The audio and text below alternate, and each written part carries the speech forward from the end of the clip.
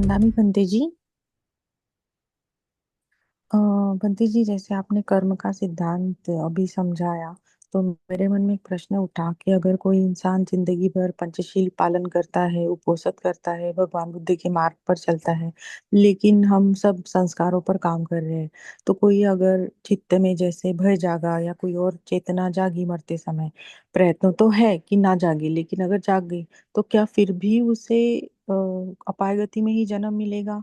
क्योंकि मैंने ये देखा है कि अभी प्लेन क्रैश हुआ, जैसे कि प्लेन क्रैश होता है तो जैसे मरते समय सबकी भय की चेतना होती है, तो क्या सारे के सारे लोग अपाय गति में ही जन्म लेते हैं, मतलब मनुष्य गति में नहीं आ सकते?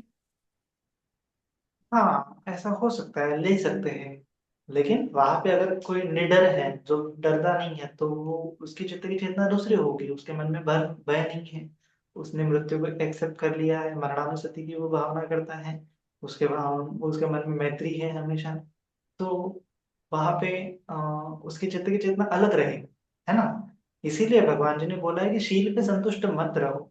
शील के हम्म। आगे भी मैत्री, शील के आगे भी ये जो समाधि का अभ्यास है, अलग अलग कसीन है। मैत्री भावना है, उसके बाद मरणानुसति है ना। उसके बाद बुद्धानुसति है, धम्मानुसति है, संघानुसति है, त्यागानुसति है, शीलानुसति है। कितनी सारी अनुस्मृतियां भगवान जी ने बताई है।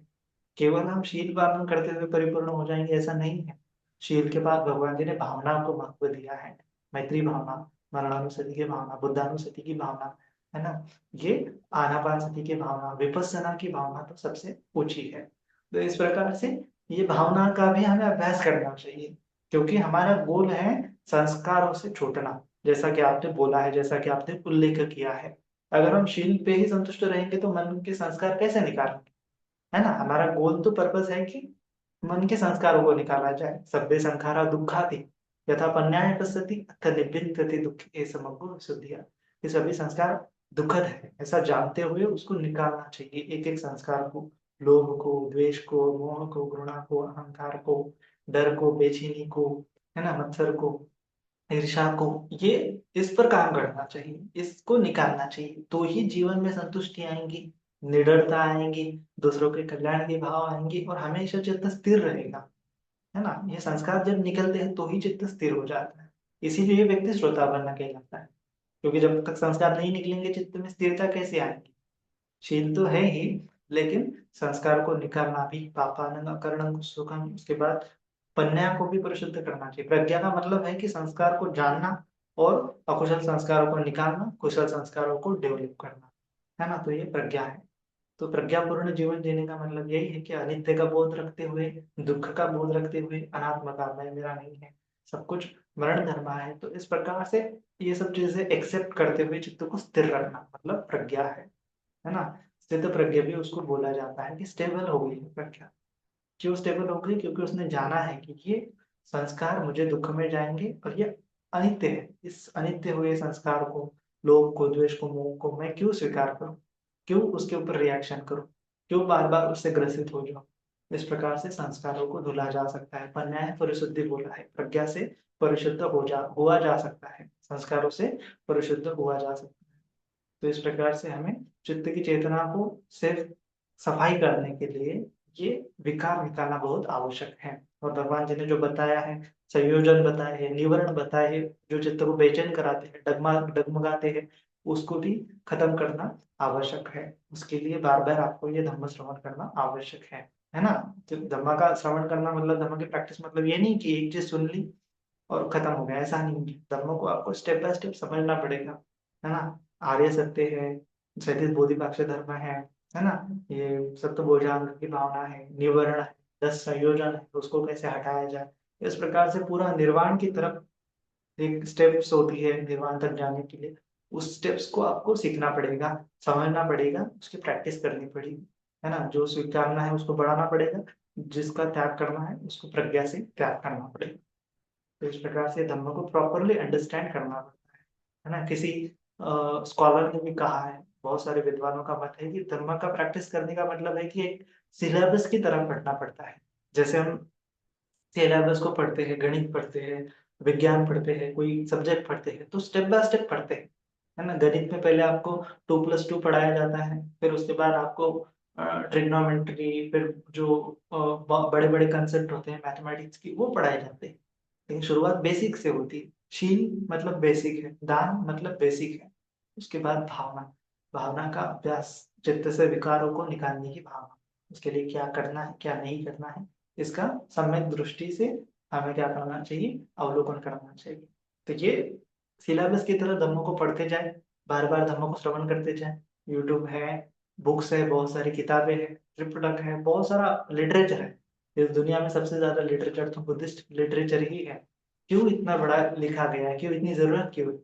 क्योंकि आपको ऐसा करना पड़ेगा, पढ़ना पड़ेगा, तब जाके आपको समझ में आएगा कि क्या करना है क्या नहीं करना है। एक चीज लिया है उसके ऊपर ही बार बार प्रैक्टिस करते जाएंगे तो पूरी तरह से परिपूर्ण प्रैक्टिस नहीं होगी। परिपूर्ण प्रैक्टिस के लिए आपको हर एक पहलू पे काम करना पड़ेगा, तब जाके चित्त में स्टेबिलिटी आएंगी, स्थिरता आएंगी, जो मरते समय में चित्त नहीं डगमगाएगा, डगमगाएगा नहीं, स्थिर रहेगा, तो अपने आप सुगति है, अपने आप वो निर्वाण की तरफ जाने वाला है।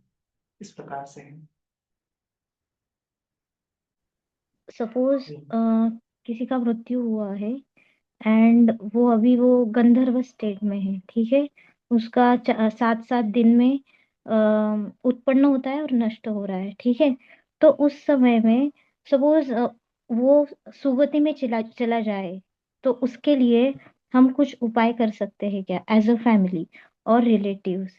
सेकेंड क्वेश्चन ये है कि हम लाइक फैमिली पीपल है, तो हमारा लाइक डे कैसा होना चाहिए और हमने कैसा लाइफ लीड करना चाहिए। तो उसके बारे में थोड़ा बताइए। मतलब नॉर्मली वी नो कि अष्टांगिक मार्ग फॉलो करना चाहिए, बट स्टिल लाइक ऑफिस में ना शील टूटते हैं, जो मूसावादा वीरमणि सीता समाधि वो टूटता है मोस्टली। तो कैसे मतलब मिडिल पाथ लेके हम उपोषद भी कैसे ग्रहण करें। समटाइम्स क्या होता है कि मैं ज्यादा खुद को इम्पोज करती हूँ शीला, कि जिससे मुझे फिजिकली कुछ डिफिकल्टीज आती है, लाइक एक्सर्शन होता है, थकावट होती है, वीकनेस आता है, ठीक है। सो जैसे बुद्धा ने बताया है कि हमें काम काम वाले प्लेजर भी नहीं लेना है, या फिर बॉडी को तान तनाव भी मतलब अ, क्या बोलते हैं, बॉडी को त्रास भी नहीं देना है, ठीक है। सो मिडिल पाथ बुद्धा ने बताया है। तो हाउ टू प्रैक्टिस उपोषद प्लस वो गंधर्व का क्या करना है, एंड थर्ड डेली लाइफ में हम कैसे फॉलो करें, बुद्धा टीचिंग टूवर्ड्स हमारी लाइफ कैसे लीड करें। अच्छा क्वेश्चन है। तो सबसे पहले गंधर्व की बात है, तो गंधर्व की अवस्था में उनको पुण्य कर्म उनके नाम से करने चाहिए। पुण्यानुमोदन भी बहुत बार उसको कहा जाता है ना। 10 पुण्य क्रियावृत्त में भी भगवान जी ने बोला है पत्ती दान करना है, उनके नाम से पुण्य कर्म करना है और उनको अर्पित करना है कि इस पुण्य के प्रताप से उनको सुगति मिल जाए।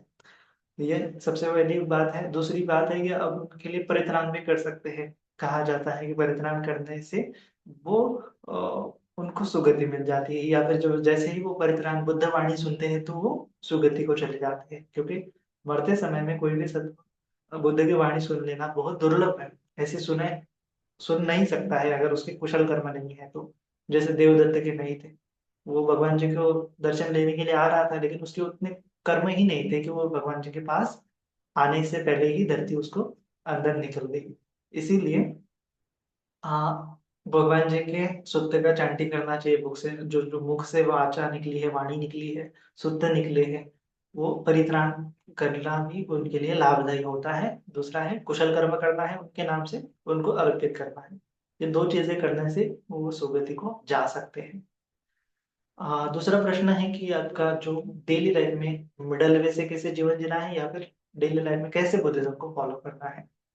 तो ज्यादा तो कुछ करना नहीं है, फोकस हमारा शील ना टूटे इसके ऊपर आपको सबसे पहले है स्मृति बनाए रखना है कि हाँ मेरे शील टूट रहे हैं, तो इसका मतलब हाँ आप पहले स्टेज पे हैं कि हाँ आप नोटिस कर रहे हैं कि मुझे मेरे से शील टूटते जा रहे हैं।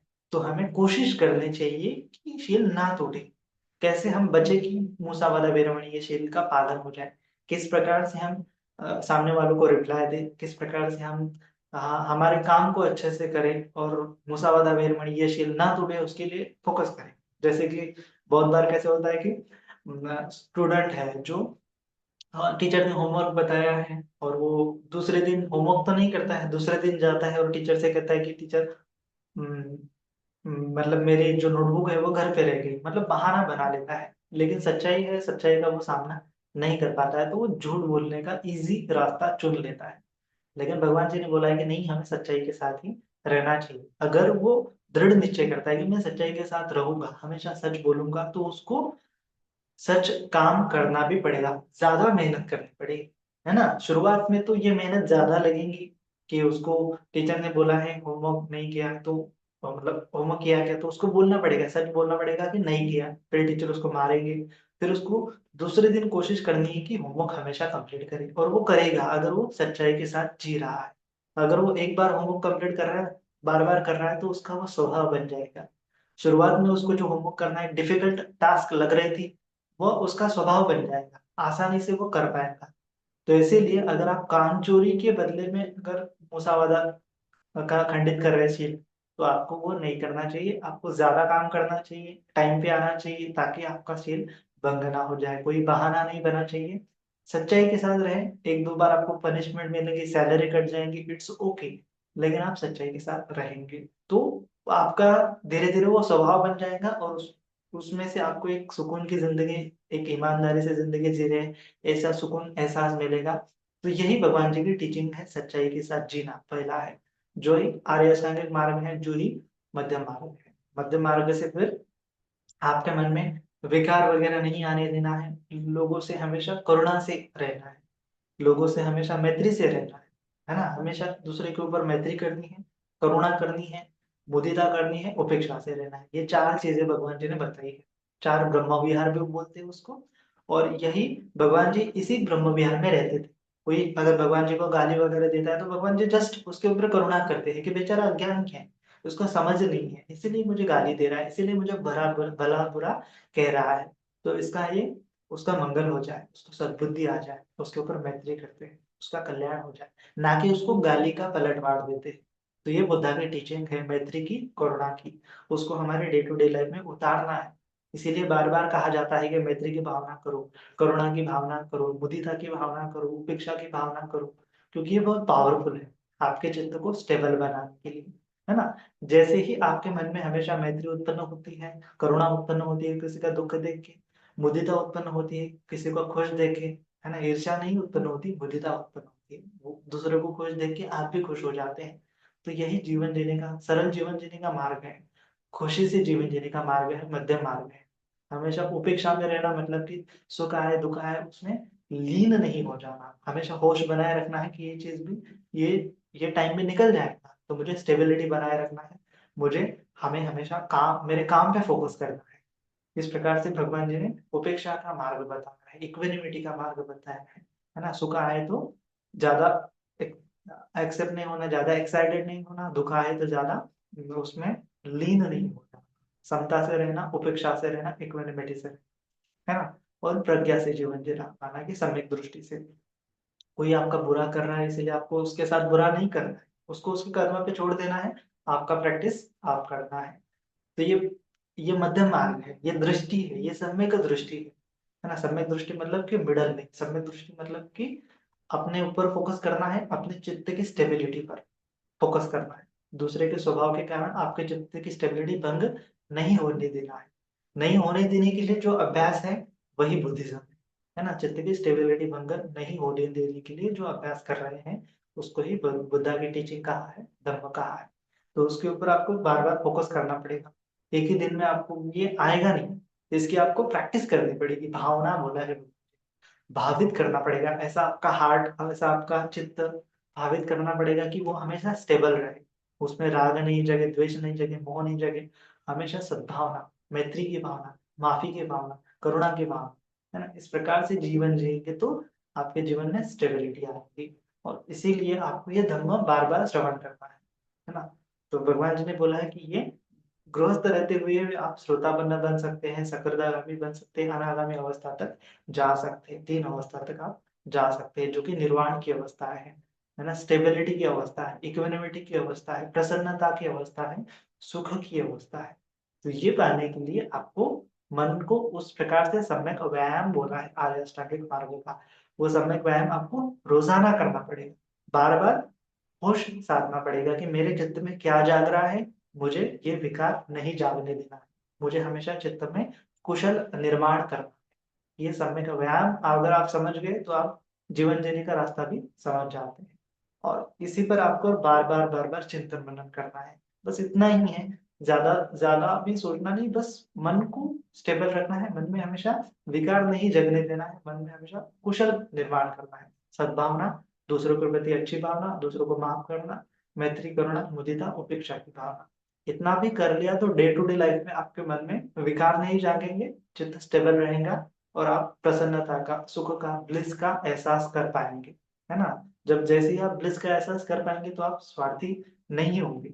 आपको पता चलेगा कि परार्थ में दूसरों के ही जीवन जीने, दूसरों के लिए जीवन जीने में भी एक खुशी है, तो आप स्वार्थी नहीं होंगे, अहंकार कम हो जाएगा, प्लेजरेबल एक्टिविटीज कम हो जाएंगी, क्योंकि आपको ब्लिस का मार्ग पता चल गया है।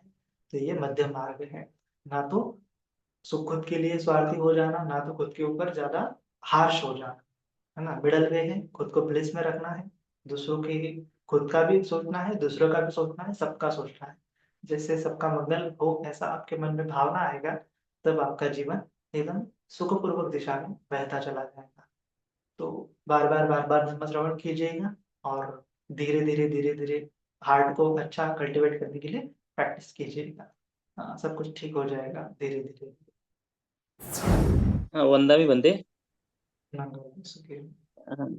बनते, ये पूछना था, अगर हम शमत भावना का ही प्रैक्टिस करते हैं तो हमारे मन के राग द्वेष मोह के संस्कार कम होते हैं या नहीं। और एक ये पूछना था, और दूसरा ये था कि हम अष्टशील उपोषण लेते हैं, सुबह 6 बजे लेते हैं, तो उसके बाद में अगर हम उपोषण अष्टशील लेते हैं तो लेना चाहिए या नहीं। दिन में कभी दोपहर में लेते हैं तो वो लेना है तो सही है या गलत है।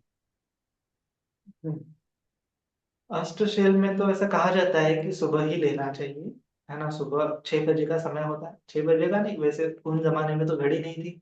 भगवान जी ने कहा था कि सुबह सुबह सूर्य प्रकाश में आपके हथेलियों की जो रेखाएं हैं वो दिखनी चाहिए, तो उस समय में प्रातः काल में अष्टशील लेना चाहिए। तो ये समय है सुबह से 6, 5:30 या 6 का बीच का समय होता है, तो उस समय में हमें ये अष्टशील लेना चाहिए, ऐसा कहा जाता है। और श्रीलंका में, थाईलैंड, म्यांमार में ये नियम जो है स्ट्रिक्टली फॉलो किया जाता है। वह 6 बजे के बाद किसी को शील नहीं देते हैं, ना तो देते हैं। कोई अगर भिक्षु के पास आता है कि हमें शील दो 8 बजे 10 बजे, तो भिक्षु उनको शील नहीं देते, क्योंकि समय निकल गया है ना। तो ये 24 आवर है, 24 घंटा जो है शील होना चाहिए, अष्टशील। तो सुबह से लेके आज की सुबह से लेके कल की सुबह तक वो फॉलो करना पड़ता है, तो जाके वो परिपूर्ण होता है, ऐसा कहा जाता है। तो इसीलिए कोशिश कीजिएगा कि सुबह ही लिया जाए। वैसे बाद में लिया तो अगर आपको लगता है तो आप बाद में भी ले सकते हैं, लेकिन ऐसा सजेस्ट नहीं करते हैं, मैं भी ऐसा सजेस्ट नहीं करूँगा। अगर आपको लेना है तो आप ले सकते हैं, ये तो आपकी मर्जी है। आपको लेट हो गया है किसी काम की वजह से तो आप ले सकते हैं, कोई दिक्कत नहीं है वैसे तो। लेकिन परिपूर्ण होने के लिए आपको सुबह से, ठीक है आज नहीं ले पाए, इस बार नहीं ले पाए, तो नेक्स्ट उपोषण में आपको संकल्प करना चाहिए कि मैं सुबह ही लूंगा। इस प्रकार से संकल्प पूर्वक वह उपोषण फॉलो करेंगे तो उसका ज्यादा पुण्य मिलता है, बोलते हैं, है ना। ऐसे ही फॉलो कर दिया, ऐसे ही शील हम फॉलो कर रहे हैं तो उसका ज्यादा विभाग नहीं मिलता है। लेकिन हम संकल्प कर रहे हैं कि हाँ अगले से मैं ये शील भंग नहीं करूंगा, तो उसका ज्यादा विभाग मिलता है, क्योंकि ये संकल्प की शक्ति भी उसमें ऐड हो जाती है। इसीलिए संकल्प के साथ कर्म करना चाहिए और उसको खंडित नहीं होने देना चाहिए, तो बहुत ज्यादा पुण्य मिलता है। और दूसरा प्रश्न आपका शमन साधना का है, तो हाँ, शमन साधना से भी थोड़े बहुत मन के विकार जो है कम हो जाते हैं।